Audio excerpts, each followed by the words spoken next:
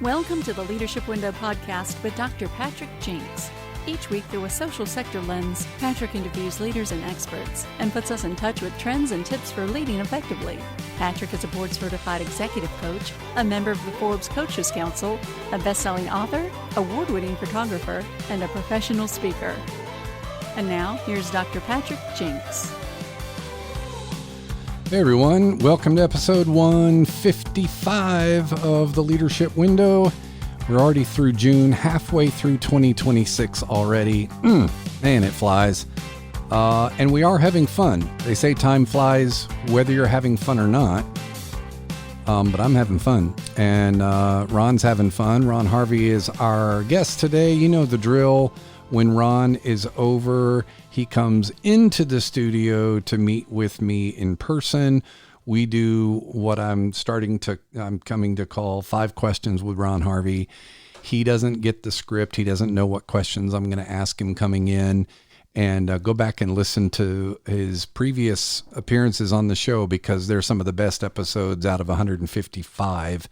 Because we just have a conversation like we're sitting over coffee or like we're going to do in a few minutes and have some Mexican food for lunch. So that's the drill. He comes over, we chit chat. I try to stump him and can't.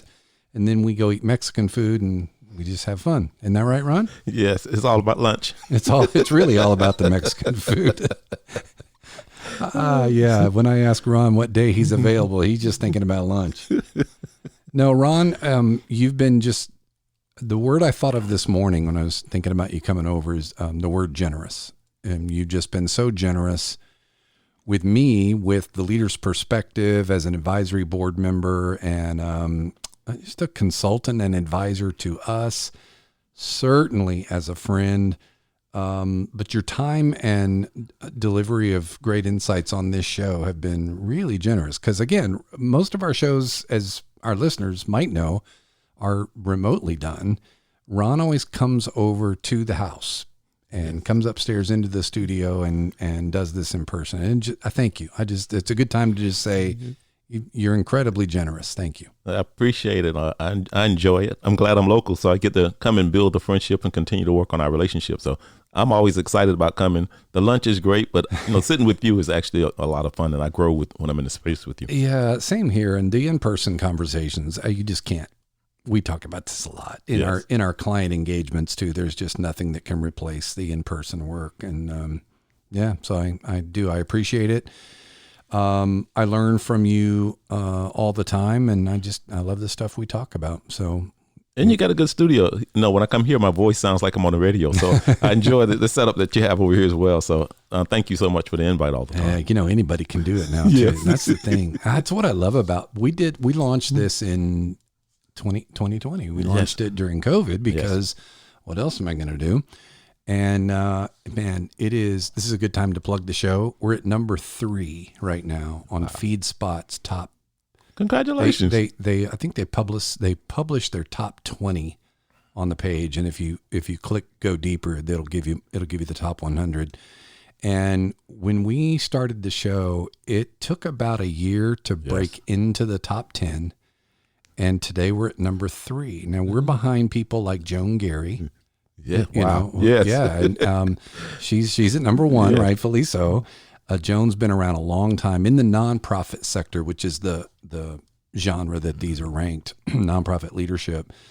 She is certainly a standard setter and deserves that spot. But we've just, we've climbed. We have an episode now since we moved the show, or added the show, I should say, to YouTube. We have an episode now that has over 80,000 listens. Wow. So we're getting now somewhere between 50 and 70,000 on average. We have our first episode that broke 80,000 listeners. That was John Rosenberg, and we were talking about the difference between thriving and surviving. And it's just a powerful episode, and people are listening, and a lot of people obviously that we don't know, a lot of people that we do know that are just, supporters of the show. So it's exciting. Yeah, credit to you though. I mean, when you're into something, Patrick, you give it your best. Which I appreciate is you go the extra mile, the extra distance to make it quality.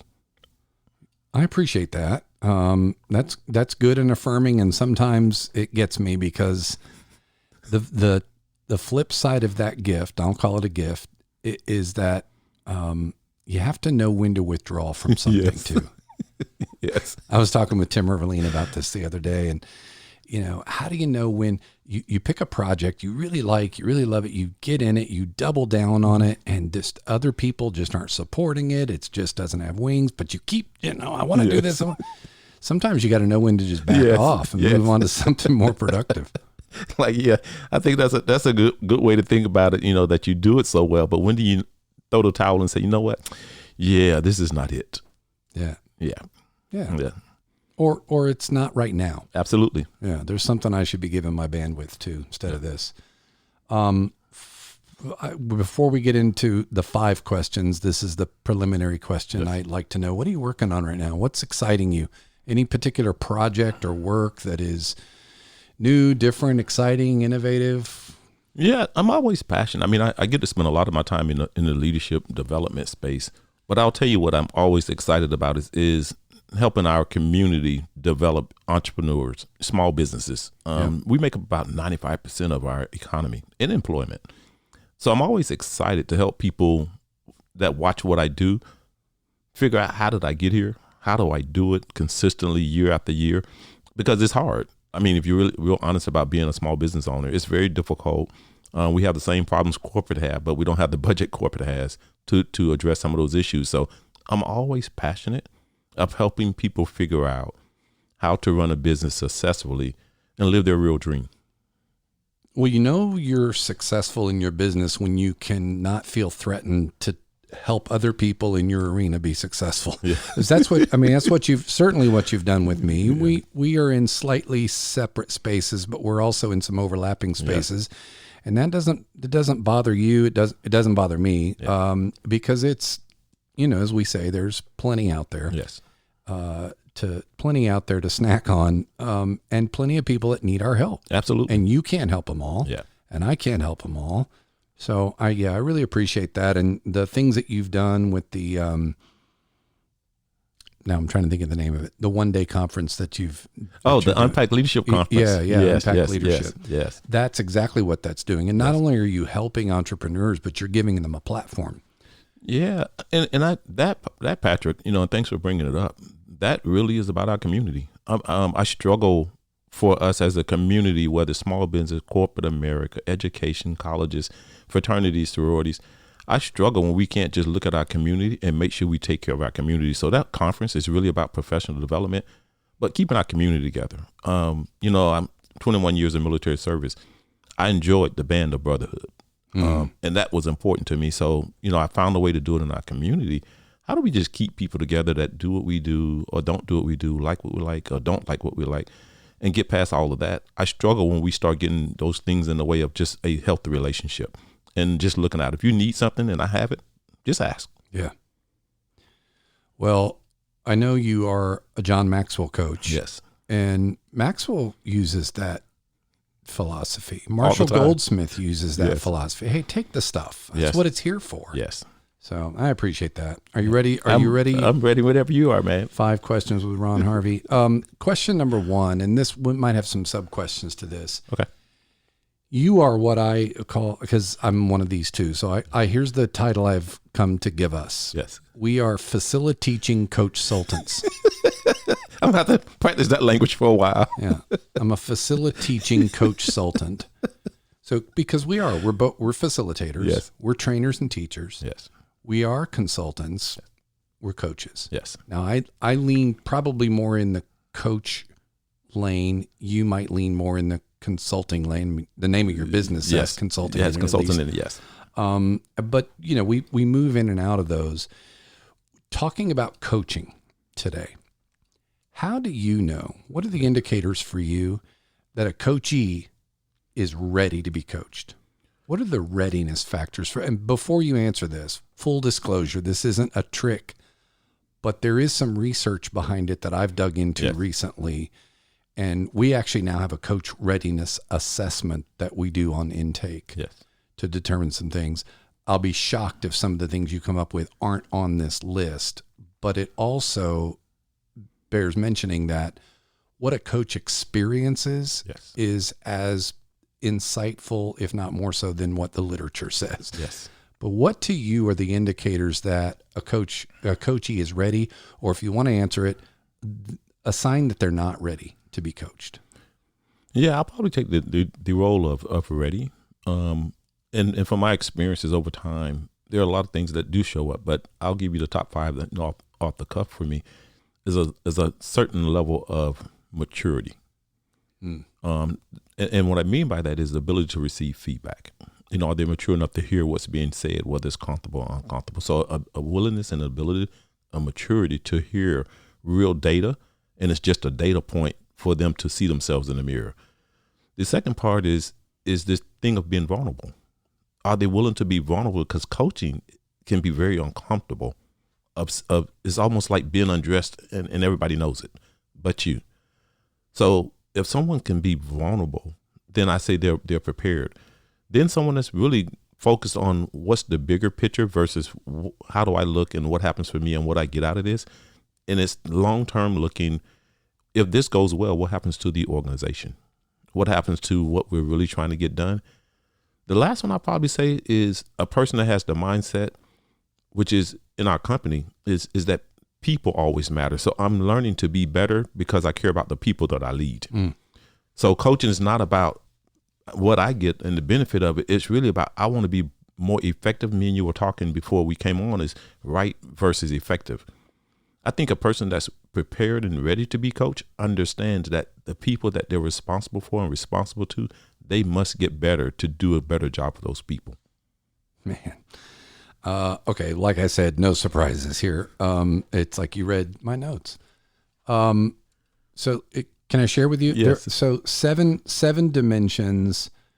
And let me set this up a little bit as to why this is even a topic for me. The coaching industry is not regulated. Yes. But it is becoming more and more professionalized. Absolutely. Through, the ICF, which I know you're ICF certified, the Center for Credentialing and Education, where I'm certified. There are now bodies of work, core competencies, ethical codes, standards of testing and things like that. And one of the things still developing in the industry is the research around the effectiveness of coaching. Yes. I could take my own evaluations and say coaching is effective, but as far as empirical research, it's still a pretty young field and body of work in research.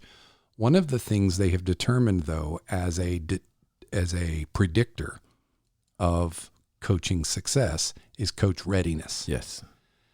And as soon as I read that, I thought, well, yeah, that is, Dr. Jim Smith taught us this ad nauseum. If they're not coachable, I don't care how good of a coach you are, you have to be in a coach mindset. They have to be in a mindset to be able to receive it. So, but the research does talk about coach readiness as a predictor. And then it says these 7 things. 1, a commitment to change. Yes.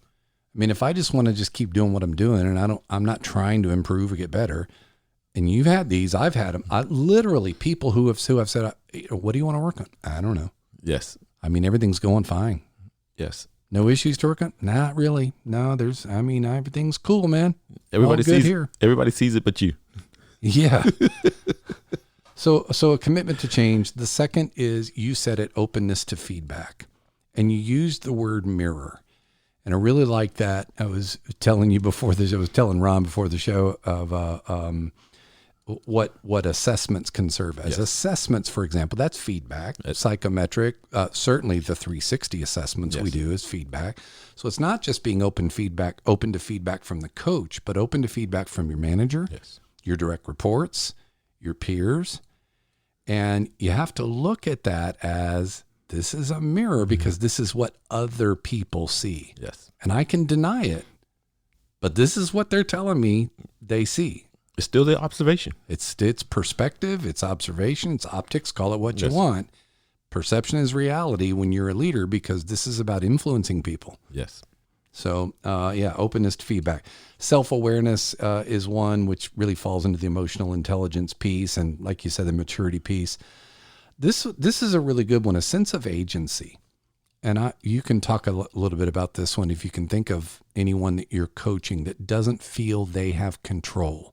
So, for example, you're coaching someone who doesn't understand the influence they actually do have. Everything is everybody else's issue and fault. Well, I don't have this, and my manager does this, and my direct reports are the wrong people, and we don't have the budget. And it's all the circumstances that say, I have no agency here. I have no autonomy. I have no control. I have no influence. And that's someone who may not benefit greatly from coaching if they can't get over that. Yeah, I mean, and I've had those people that they felt like they were backed into a corner and they had no control, and they just wanted them to go through the coaching, which goes back to the agency piece of it. You're not ready for coaching if it's everybody else's fault. You got to take ownership of what this is about, what the organization needs from you, and what's your role. Because it's like Michael Jordan, if you will. As good as he was, he got cut. He didn't make it, when he was at North Carolina where he thought he would. But the minute he brought someone for him to see it and accept it and take ownership of his career and his destination, he became phenomenal. Everybody knows him now. But they didn't know him before that. So when you think you don't have agency, I don't know if I would invest in coaching or tell a sponsor to invest in coaching for someone that feels like it's going to be what it is. Nothing's going to change. I have no control of it. Woe is me. I'm the victim in this process versus here's an opportunity for me to become effective in this process. So you got to take ownership of some of this because you got to stay in the driver's seat. Coaching is not about, I'll use this analogy. Anybody that's coaching can't be coach and player. So if I'm your coach, you got to be the player. You got to dribble the ball. You got to take the shot. You got to throw the pass. So if you're going to be coached, the only one that can go on the field and play is the coach, is the person that's being coached. As a coach, I'm not allowed. It's actually a penalty. They throw a flag or you get a technical foul or booted out the game if the coach goes on the field. Yeah, I'm not allowed. So you got to have agency. That's really good. I'm going to come back to that one in question number 4. So there's a challenge to that one. There's a nuance to that one. I totally agree. I heard something the other day. You were talking about blaming others for all the problems. Heard something the other day. It said if you meet 3 assholes by lunch, you're the asshole. Yeah. All of a sudden they follow you everywhere. You may want to take a closer look. Like, why does it always find you? We used to call that the Bob principle. Yes. If Bob has a problem with everyone, Bob's the problem. Yes. Sorry for all the Bobs out there. It's a figure of speech. Yeah, most of my coachees score pretty high on the emotional intelligence assessment too, but you can always see it when they don't. You can see it in the coaching engagement. Yes. When their scores aren't as high. Here's my second question for you. Still on the coaching lane. If you're an organizational leader, you're not a professional coach. You're a manager, you're a leader, you're a CEO, you're a VP, whatever it is. What for you are some of the tenets of coaching from that seat? For me, and I'll use my days of serving in uniform, and we're told to do coaching. They call it counseling, coaching basically. I think some of the tenets when I sat in that role for me to be effective was patience. I had to meet people where they were, which took a lot of patience. Oftentimes when I got into that role, I didn't know how to be patient, listen to the entire story, because somewhere in the middle of that, Patrick, I would disengage because I already had the answer. I would listen to 10% of what they said, and I got 90% of the solution. So being patient, listening to the whole story, not having any foregone conclusions, and giving people the ability to think for themselves versus telling them what to do. And in uniform, that was hard for me because I could tell them what to do and they had no choice but to do it, or there are consequences for it. But I wasn't supposed to be in that role. I was supposed to be in a coaching role. So I had to learn to step back. And even as a coach, you really can't tell a player what to do. Coaches don't tell. And that's instrumental for us, because if you're telling them what to do, you're no longer in the coaching seat. You put on a mentor role, or you're taking a different role.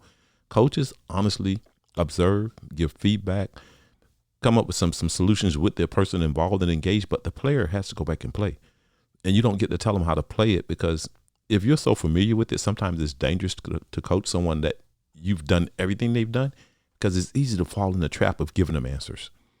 So the tenet is, for me, was being patient, listening to the whole story, allowing them to come up with their own conclusions, not having all the answers, and allow them to make mistakes. That's the hard part. Yes. Very difficult. And question 2 also relates to question 4, which we'll get to in a minute. And yeah, I think your patience, which God only knows how I'm a coach.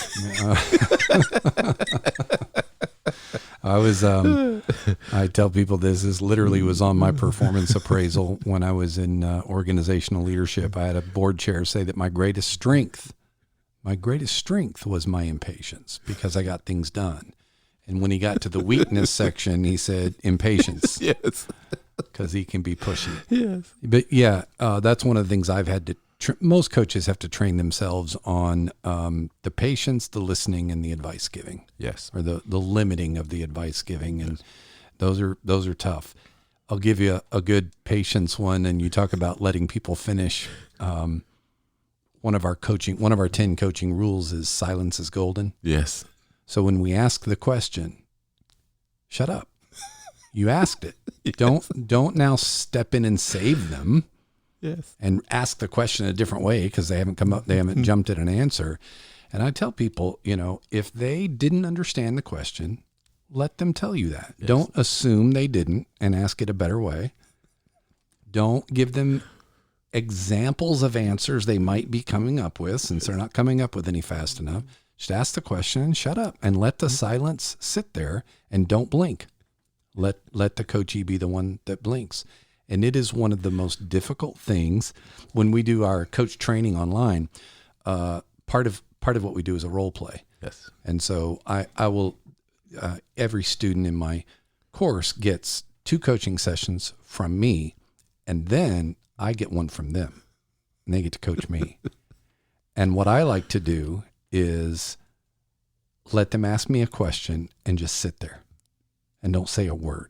Silence. And just see who breaks the silence. Yes. And it's so much fun, actually, because they'll always break the silence. Yes. They just, I can't, this isn't right. This is like dead air on the radio. Yes. It's a cardinal sin. Yes. It's golden, but it's painful. It's painful. But what I learned from Dr. Smith was, if you ask that question and there's silence, it means you've asked a good question. Yes. That they don't just have a pat answer to. Their wheels are spinning. Yes. At that point. And that's what you want. You want the work to be done. Yeah, and we're having fun with it. And I know some of y'all are out there like, there's absolutely no way I can sit there. But because we feel like we got to rescue people. Yeah. But what if they're processing? Yeah. And if they don't have an answer, is that a bad thing? Like, who said not having an answer is a bad thing? That's the growth opportunity. That's right. If I have all the answers, do I really need a coach? Right. Yeah, but are we willing to sit with the question a little longer? Yeah. Yeah. Question 3. This is shifting gears a bit, but many of the people that I have coached over the last 10, 15 years are organizational leaders who are nearing the end of their career, or they're in the middle of their career and in their current role, and they've hit a point. They've hit a not a dead end, but they've hit a ceiling or a cap that they don't know if they can break through. Or sometimes they don't even know they've hit the ceiling. They're feeling some kind of way, but they can't put their finger on it. The question is, when you're coaching a leader in leading the organization, there are times when you've got to focus more on the person than the organization. In fact, you should always coach the person, not the problem. Absolutely. But coach the person for us is in the context of being the organizational leader. What about the person themselves? Here, all of that is a setup to this question. Yes. How do you help leaders navigate their own career trajectories? Where you're not, you don't feel like you're betraying the sponsor. Yes. By having a wider conversation about, hey, do you still belong? Is this still a fit for you? Is there something more? have you lost your vision? Is there how do you help people navigate that? I'm not even sure where I am in my job, let alone leading my team right now. Yeah, such a healthy question that people don't want to ask, quite honestly. But coaching is about the individual. Yeah. And for all you that are sponsoring, or if you're the person that's being coached and you're making this investment, sometimes you coach them so well that they end up somewhere else because they found themselves. And you got to be willing to accept the fact that when you're coaching, you're really coaching the individual to be effective. And it starts with them. It's hard to be an effective leader if you don't lead yourself first. So when you're coaching them around who they are, how they show up, what's effective for them, what's ineffective. But it starts with, I'll use me as a husband. I have to be a good man before I can literally be good to my spouse or to my kids. I got to start with me. So, am I professionally developing? Am I patient? Am I kind? Am I willing to look in the mirror? I have to get better as a human being. And then I'll get all the other good titles. I'll become a good father and a good husband and all those other things. But I got to start with me being a good human being. So remember that this is about a human being in a leadership role, and it starts with the human being. So I'll pull them away from the organization. I'll pull them away from the task. I'll pull them away from their skill sets and their gifts and say, let's just think about who you are as a human being, and let's coach around that. Because if I can get you to be that, the rest of it will fall in place. Yeah, including perhaps a revival of energy and vision in their current role. Yes. I asked a question, Patrick.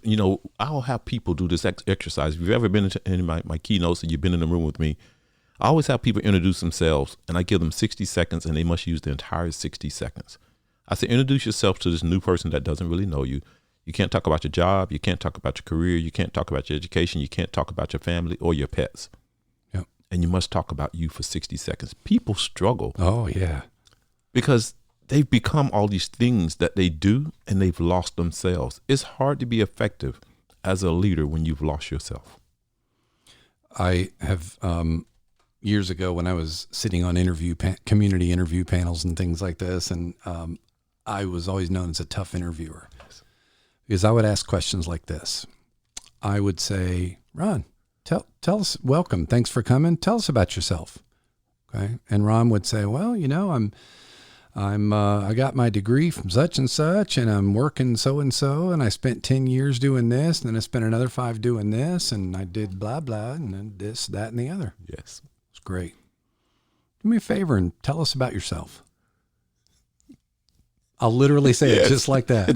You get this look like they're probably saying some bad words about you in the head. Yeah. I'm like, now that you've read your resume to you, which I read before you walked in the door, tell me about yourself. It is a hard question. It is for people to grasp. I love it. Yeah, I think it allows us. And I say this in real time. It's hard to lead people when you lose you. Yeah, and that's important. When I walk into an organization, the accolades are nice, but I really want people to understand who Ron really is. What really matters to me? What do I really value? What's important? All the other stuff I get to do, but the people that are really close to me can tell you the things that really bring a smile to my face and makes me feel like I've accomplished something. And you said it. If I'm not paying attention to that, not only am I not being a good self-steward, yes, I'm not being a good steward of the organization. Absolutely. Because if I have lost that edge, that vision, that fulfillment, that energy, and I haven't come to grips with addressing why and how to get it back and how to deal with it, the organization's suffering. Yeah, I think people going through the motion then. When you find yourself just going through the motion, at some point you're no longer happy driving to the organization. That's right. Well, that could be a whole nother episode all by itself. Here's question 4. When you coach or train the middle managers, what are some of the biggest challenges you see for middle managers? What's the hardest thing about being a middle manager? For the middle managers is not having a voice. They feel like they're stuck right in the middle. Like, it's almost like I'll use generation, for me, we call it the sandwich generation, where we're dealing with our kids and we're dealing with our parents that are aging at the same time. And we're stuck in that middle. And the hardest part is finding your place and appreciating it. You're not the executive. You don't make the final decision. But you forget the importance of the role that you play as a middle manager. That's where most stuff gets done, but it's the least appreciated spot in the organization. And I think middle managers struggle with that because they're important, but they're not important, or they're getting it done, but nobody recognizes it. So they're taking it from, it's like burning the candle in the middle, and people struggle with that. So people want to feel valued, seen, respected. Middle managers is where most stuff gets done, but it's the least appreciated role. It's definitely where employee engagement happens Absolutely. or doesn't happen. Yes. Everything in your organization is, when we're doing the work in our organizations or we're working with our clients, I tell them it's the most difficult spot, but the most vital part of it. Absolutely. It is difficult. Here's a coaching question I ask managers often. I'll ask them who their primary, their top two stakeholder groups are. No, I say my boss and my direct reports, like the team I lead and the team that leads me. Yes. All right. And then I ask which one of those stakeholder groups is more important? Yeah, I think that's a phenomenal question. Which one is more important? It's going to sound like a lawyer, and I try not to. It depends. Yeah. And I'll say it depends on who's in front of me at that moment, what I need to do at that moment. Because if it's a stakeholder and I'm present with them, it becomes a stakeholder. Now I'm not going to give them an answer to make them happy, but I'm gonna be present. And if it's my child at that moment, it's my child. So I'm going to be present with whoever I am. So for me, it really depends on what's happening at that moment. That I think all of them are equally important. That depend on what's happening at that moment. I love that answer, and I think it's right. And I think another way you can answer it is to say both. Yes, because they are. It's a little bit of it's kind of a trick question, because the idea is to get them to realize. I see middle managers who are doing their best effort to please both groups, but they're doing it ineffectively. Absolutely. Because they're playing one against the other. They feel like, I got to go to my leaders and tell them how frustrating it is. I'm trying to get them to do what you want. I'm with you, but boy, they're just this, they're that, and the other, and they're complaining. But then I go back to my team and I say, yeah, I know those SOBs in the head office. I'm with you. I tried to tell them this wasn't reasonable, but this is what we got to do. And so they end up, it's not always that egregious or obvious, but they find themselves playing one group against the other rather than being the connector of the two. And that's a dangerous place too, Patrick. And you're seeing it more often than not, where people are trying to win on both sides. I would say for me personally, I want to be consistent on who I am, dependable in my conversations. And that's probably where I do the phrase, people always matter. So when I'm making that phrase, it's not just a slogan for us. Mm-hmm. It's like, hey, I hear what you do as my CEO and what's important and relevant. I also want you to hear the other soundtrack of what's important to the people that's client facing, that's getting things done. So here's what I've learned over time. It can be two right answers to the same problem. At least two. Yeah, at least two. I didn't think that way before. I thought it had to be either or. And I've matured enough now that I know sometimes you can have two right answers to the same thing. Right. And they're both right. And I think I don't want to put them against each other, but I can literally understand it. As a parent, I can understand it, because sometimes my kids I'll use our daughter who's 19, who'll be 19 this year, and she's home for the summer. And she's having this conversation, and her mom said, hey, Maya wants to talk to you about this curfew thing. She's turning 19, blah, blah, blah, blah, blah. I said, that's interesting. I said, I'll tell you what. Let's tell her, let me take away the word curfew. I say, that's fair. Let me take away the word curfew. I say, but baby, here's what I want you to get. I actually understand what you're talking about. I said, because when I was your age, I wasn't at home. I can come when I want, go when I want, do what I want. I was in the military. I say, here's what I want you to walk away with as a mature response to your conversation with your dad. There's a respectable time to come in the house, regardless of how old you are. Just reality.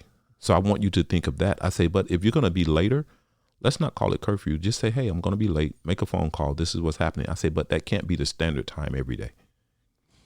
Let's take away curfew. Let's talk about respect and what's respectable. She said that makes sense. I say, so let's not use curfew. I don't think I need to use it with you at 19. It's brilliant. It's brilliant. I wish I'd gotten parental advice from you when I was. But I didn't change the policy of what respectful time was. Yeah. I said, I don't think this needs a policy change, baby. I said, I think it needs a conversation of what's respectable, because I don't want you coming in the house 2:00 every day. Now, can you come in at 2 a.m. and sometimes? Absolutely, I did it. So let's be respectful and responsible, but let's take curfew out. It's good. Yeah, it's good. Here's another challenge with the middle managers. And this, I told you we were going to come back to this when you were talking about being a coach and that the coach can't play. Yes. In the work world that I coach in and that you coach in, the coach has to play. In the world I'm in, there are middle managers Yes. who I'm finding and training have to do three things. Yes. They have three jobs. They have to manage the things, the schedules, the projects, the initiative, the protocols, the policies, the KPIs. They got to manage the things, as Rear Admiral Grace Hopper once said. Yes. You manage things. You lead people. That's the second thing they have to do. They have to lead people. Effective managers are also effective leaders. The really good ones. Yes. Right? So they have to lead, which now we're into coaching and engaging and, nudging and developing people and influencing people and pulling out their motivations to do their best and accountability and all the wonderful leadership things. In my world, because of capacity limitations, they also have their own portfolio of work. And so these middle managers are finding themselves saying, oh, Patrick, it's great that you want to talk about how leaders and managers should delegate. You need to live in my world for a minute. I can't delegate all my work. I've got a client list. I have an account list. I have a program I run. We don't have enough people, so I have to double as manager plus one of the team. Yes. So they got to manage, lead, and perform. There's a place for all of those. Yes. We could make philosophical arguments about, do they really have to perform? In many cases, they literally do. Yes. So how do you help them balance three different jobs in their role? That's one of the things that I think frustrates the middle manager. Yeah, I always use practical, real things that I've gone through. Versus it's this academic response. Theory. Don't give me theory. I don't do theory. I'll walk you back to when I was in the Army and I was in recruiting command, and I was what they called a station commander. They may have changed the title, but I was a station commander. It was me and one other guy in the office. I was responsible for the same task that he was, which was to recruit, to go out to schools, to visit, to be a community liaison. We were the face of the Army in that community. Just two of us. And he had a quota and I had a quota. I was his boss. I was responsible for all the hierarchy and reporting to higher headquarters what was happening, what wasn't happening. So all that was true for me, but I also had my own quota that the same individual, usually the same quota as what he had, 90% of the time in that role. But what I had to do effectively when I first took over that role for that individual, what he needed was a coach more than anything else than a boss. Because he was failing miserably before I got there. I mean, the office wasn't successful. They were failing miserably, and they say, hey, we're picking you. You're doing really, really well. And that's usually what we do. We'll take someone that's doing well and put them in a leadership role. Fortunately, I had been trained in leadership well enough that I can separate the two. So I came and I said, hey, we're going to be successful in the first month. He looks at me like, you lost your mind. We've been successful in 6 months. I'm just happy to survive here. Say, I say it's doable. It's hard, but it's doable. And I begin to coach him on his mindset and his ability and his confidence. And I didn't teach him anything about recruiting. So I will tell you what I did do in real time, Patrick, is when I had to do the work that he had to do, I would jump on the phone and let him see me do it, which is he saw me in the game. I would take him on an interview and let him see how I did my interviews. When I was challenged and it didn't go well, I let him see that. And when I messed it up, I'll let him see that, and I'll let him see how I stayed cool, calm, and collective and walk through it. I let him see when I had to go with my boss and I disagreed. I let him watch that conversation so he can see how I handled and navigated conflict with my supervisor. And when we failed, I say, what did we get from it? So I let him see all the things that he needed. So I was in a coach's role by observation. So I let him observe everything as I was playing the game.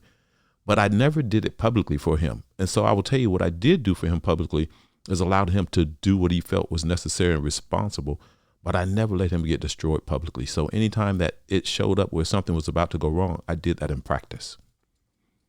So I would be player in practice, but never in the game. So if I'm coaching a middle manager who's frustrated at the fact that they have a portfolio of work that they have to do in addition to what I just heard you say is help them reframe that to you're not just performing tasks yourself. Yes. You're modeling and teaching.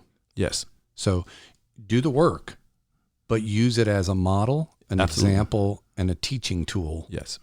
Because you got to, in my coaching role at the time, Marlon was coaching for me because he needed to see what winning looks like and feels like and how it's done with confidence. And when I got, when it didn't go well, he needed to see how I recover. And he had never been exposed to that. He just, it didn't go well, and he just began to accept that it wasn't going to go well and it wasn't a successful space where they were, and it was a fail in the office. He had to see me come in. I could say, oh, we're going to do this, and he never saw it. He wouldn't believe me.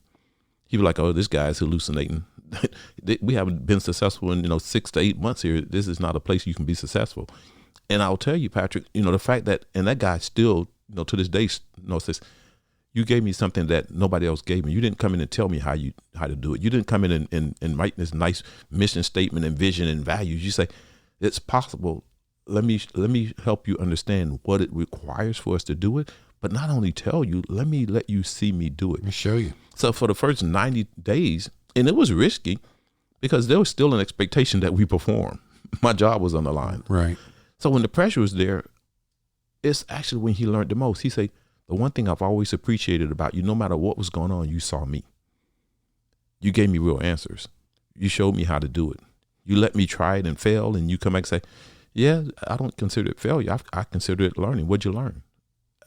Let's not do that again. What else would you do differently? So I think you got to do both. And you're a leader. If you're listening to this and you're in that role, understand that sometimes you got to go but never, ever in the game, take the ball from them. No matter how bad he was messing it up, unless there was something that was going to put us in danger, I let him mess it up. And I didn't destroy him. I didn't snatch the steering wheel. I stayed in the passenger seat and let him figure it out. There's a general rule in baseball. When there's a pop-up on the infield, even if it's in the middle of the field, like right over the pitcher's mound, the pitcher is not ever the one to catch that pop. Yep. Pitcher runs out of the way, lets the infield do it. Yep. Why? Because the pitcher, at least in Major League Baseball or professional baseball, is only on the field about once every fifth game. Yep.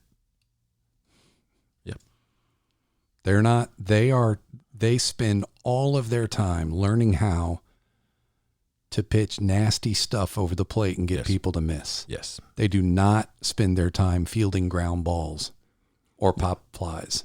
So they get out of the way. And it's really interesting because I saw a rookie pitcher the other day almost botch a game because he was just like getting under and the shortstop and the first baseman were saying, get out of the way, move. Yes.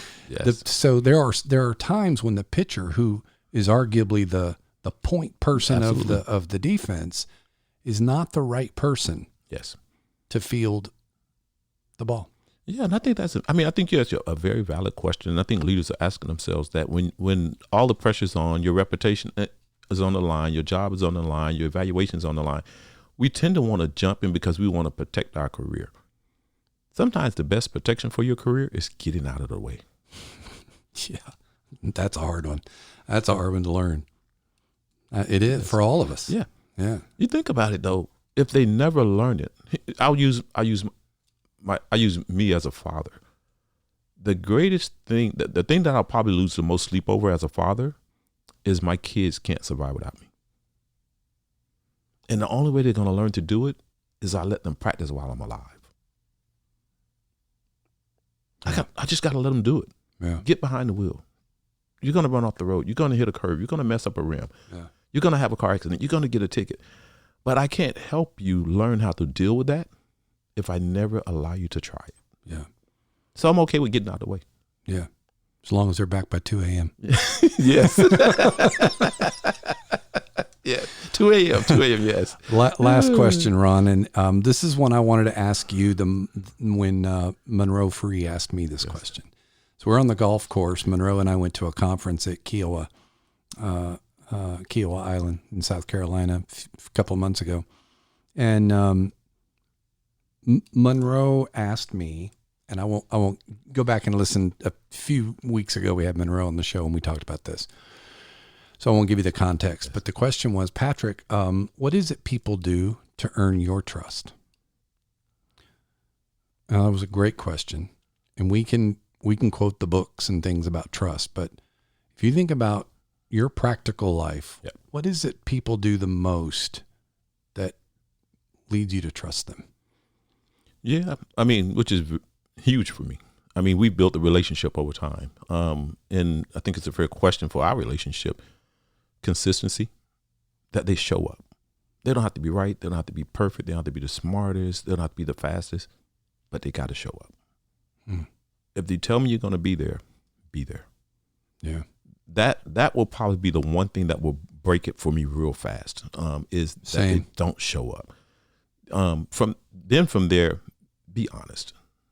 If you got it right, great. If you didn't get it right, great, but own it.